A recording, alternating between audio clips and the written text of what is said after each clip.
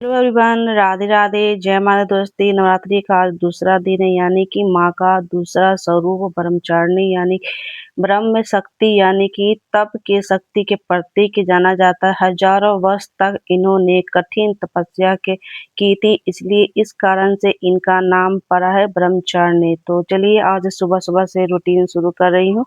और यहाँ देखिए सुबह के बज रहे हैं 4:10 हो चुके हैं। चलिए मंदिर में माँ दुर्गा के सामने प्रणाम करेंगे, मंदिर में लाइट जलाएंगे और माँ दुर्गा जहाँ स्थापित किया है, कलश स्थापित किया है, वहाँ पूरी रात लाइट लगा कर मैं रखी हूँ। और यहाँ देखिए माँ के सामने प्रणाम कर लिया है, मंदिर में लाइट जला देंगे। चलिए मंदिर में प्रणाम कर दें। लड्डू गोपाल को अभी नहीं जगाऊंगी, 7 या 6 बजे जगाऊंगी, क्योंकि अभी 4 बज रही है, इतना जल्दी नहीं जगाएंगे। और यहाँ देखिए मंदिर का भी लाइट जो है ऑन कर लेंगे प्रणाम करने के बाद। मंदिर में लाइट जला के नहीं रखी हूँ, क्योंकि सामने दुर्गा माता के सामने लाइट जल रही थी, इसलिए मंदिर का लाइट बुझा दी थी। और गोपाल जी नहीं जगाऊंगी, हमारी इधर की पूजा हो जाती है, आराम से गोपाल जी को उठाएंगे, स्नान करेंगे। तब तक हमारी इधर माँ दुर्गा के सामने सारे पूजा पाठ में कर लूंगी। जो भी शाम की पूजा की थी, हवन की थी, जो भी अग्यारी लगाई थी ना, सभी को हटा लेंगे, सूखे पुष्प हटा लेंगे, साफ सफाई कर लेंगे। छोटी सी सफाई होती है, जैसे कि जो भी आपने शाम को पूजा की है, भोग लगाई है, जल लगाए हैं, सभी को हटा कर ना अच्छे से वॉश कर लेंगे। ये हवन सामग्री है, जो कि शाम को भी होती है, तो इसे मैं एक डब्बे में रखती हूँ, ताकि लास्ट दिन यानी कि जब 10 दिन पूरे हो जाएंगे सारे, ये हवन जो है मिट्टी में हम दबा देते हैं, या गंगा जी भी ले जा सकते हैं। मैं ज़्यादातर जो है गमले की मिट्टी में ही इसे हम डाल देते हैं, ताकि वो खाद बन जाती है। उसके बाद यहाँ देखिए साफ-सफाई करेंगे, जो भी जल भोग शाम को लगाए थे ना, शाम को लगाने के बाद इस समय सब सफाई कर लेंगे। और सफाई सब करने के बाद जो है मैं नहाकर आ चुकी हूँ, नहाने के बाद ही जो है यहाँ पर साफ-सफाई करने के बाद पूजा शुरू करूँगी। तो ये जो है ना सुबह-शाम जो है पूजा इसी तरह किया जाता है। 9 दिन की अगर व्रत कर रहे हैं तो 9 दिन आपको सुबह-शाम जो है हवन की जाती है, भोग प्रसाद अलग-अलग प्रकार के लगाए जाते हैं। 9 दिन के भोग जो है माँ को अर्पित की जाती है, जो कि अलग-अलग प्रकार से की जाती है। 9 दिन के भोग कैसे अर्पित किए जाती है, मैं वीडियो जल्द ही लेकर आऊँगी, तो चलिए। और यहाँ तो साफ-सफाई हो गई है, जितने भी सूखे फूल हैं मैं इकट्ठा करके रखती हूँ, और लास्ट 10 दिन के बाद ये सारे गमले की मिट्टी में दबा देते हैं। ये पूजा शुरू करते हैं। ये है उरली, और उरली आप पीतल के, मिट्टी की भी रख सकते हैं। यहाँ देखिए उरली का जो जल है ना डेली ही चेंज करते हैं, और चेंज करने के बाद ना नए पुष्प इसमें डालकर थोड़ी-सी सुगंधित कर देते हैं, ताकि माता रानी जहाँ भी है आस-पास की वातावरण जो है सुगंधित हो जाती है। आप कोई भी खुशबूदार इत्र इसमें डालकर, थोड़ी-सी पुष्प डालकर, कोई भी पुष्प डाल सकते हैं, रोज़ के तो और भी अच्छा है। तो इसमें हम कोई भी फूल डालकर जो है इसमें इत्र डाल देते हैं, ताकि आस-पास के जितने भी मंदिर के आस-पास वातावरण है वो खुशबूदार हो जाती है। पूरे दिन एक अच्छा पॉजिटिव देता है। तो यहाँ देखिए रंगोली मैंने बनाया है, चावल से बना सकते हैं, आटे से बना सकते हैं। मैं कर रही हूँ यहाँ पूजा की तैयारी, तो बस ये दिया मैंने तैयार कर लिया है। एक घी के दीपक आपको तैयार करनी होती है।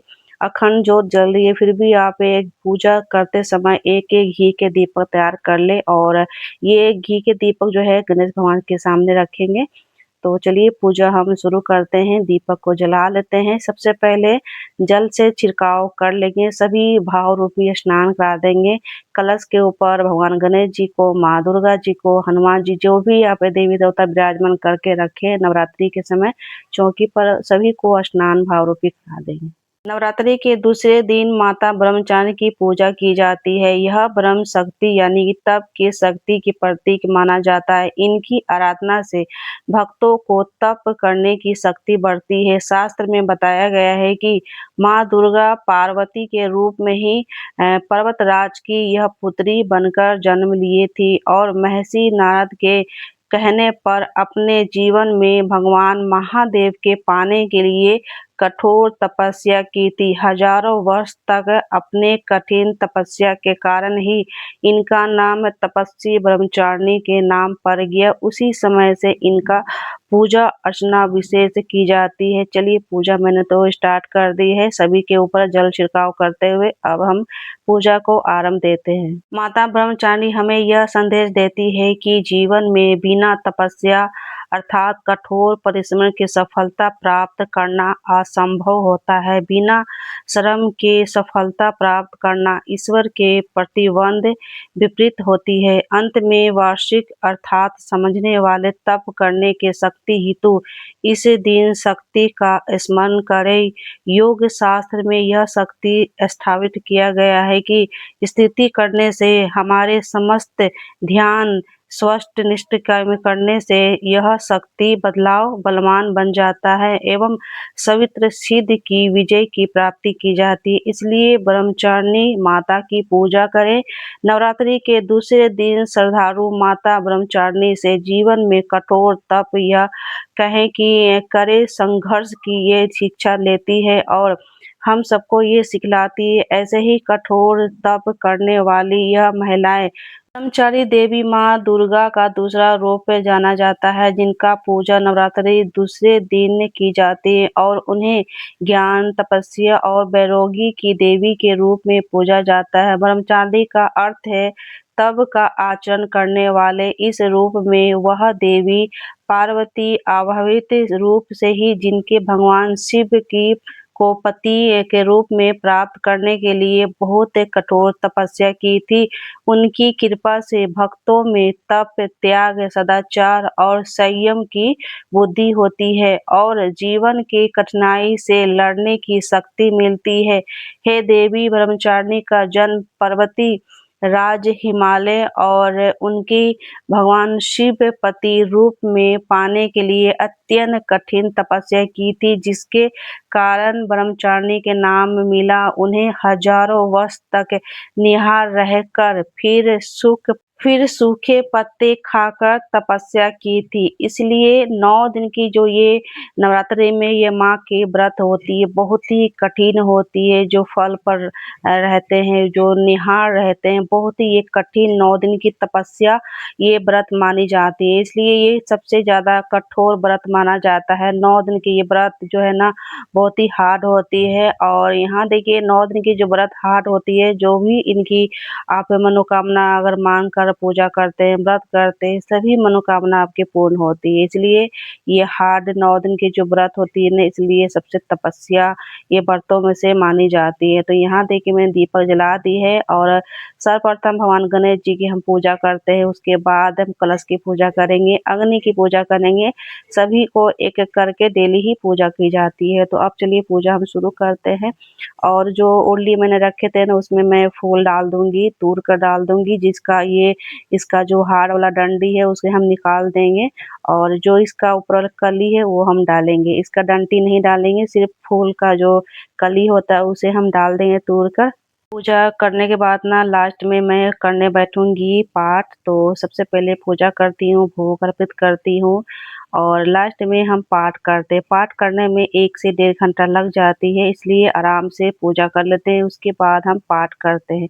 पाठ आप किसी भी समय कर सकते हैं, पूजा के बाद भी कर सकते हैं। अगर पूजा के बाद पाठ करने का नहीं मन करता है तो आप शाम के समय भी आप पाठ कर सकते हैं। कोई भी समय चयन कर ले कि मुझे इस समय पाठ करना है। तो यहाँ देखिए ये सारे फूल देख रहे हैं ना, ये सारे फूल घर से ही हमारे निकलते हैं। हमारे छत पर ना उड़हल के फूल बहुत सारा लगा के रखे हैं।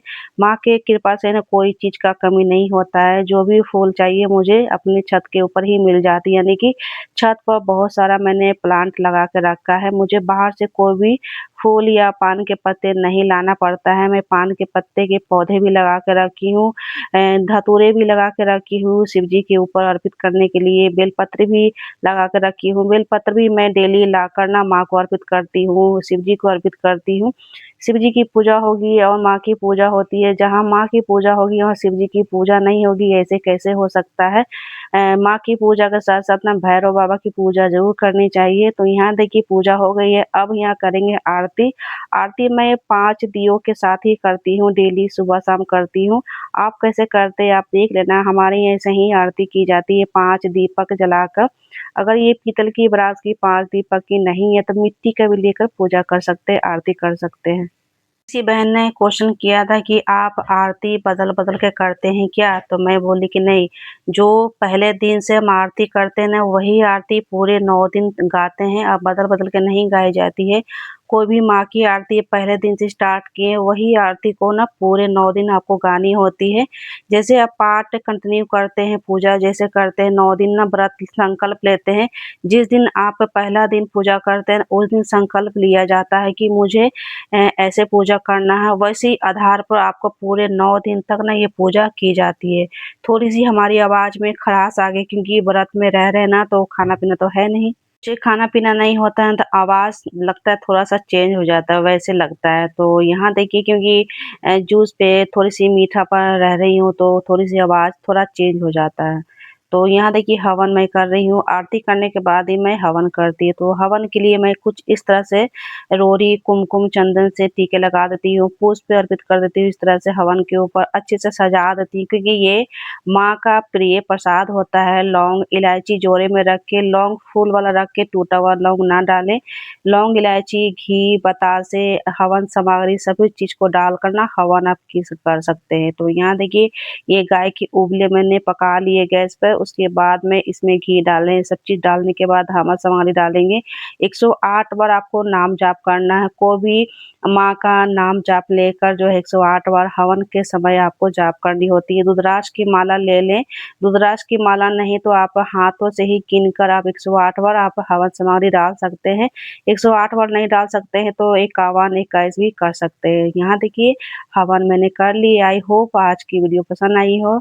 दूसरे दिन की माँ की ब्रह्मचारिणी की ये पूजा आप सभी को पसंद आई हो तो आई होप वीडियो को लाइक कर देना, सब्सक्राइब कर देना, आप अपने फैमिली फ्रेंड में शेयर ज़रूर कर देना। मिलते हैं नेक्स्ट वीडियो में तीसरे दिन यानी कि माँ का तीसरा दिन का आपको वीडियो ज़रूर शेयर करेंगे। तब तक के लिए राधे राधे, जय माता दी। कमेंट बॉक्स में जय माता दी ज़रूर कीजिएगा फ्रेंड्स, आप सभी का कमेंट पढ़कर काफ़ी अच्छा लगता है। मिलते हैं नेक्स्ट वीडियो में। जय माँ और जय काली माँ।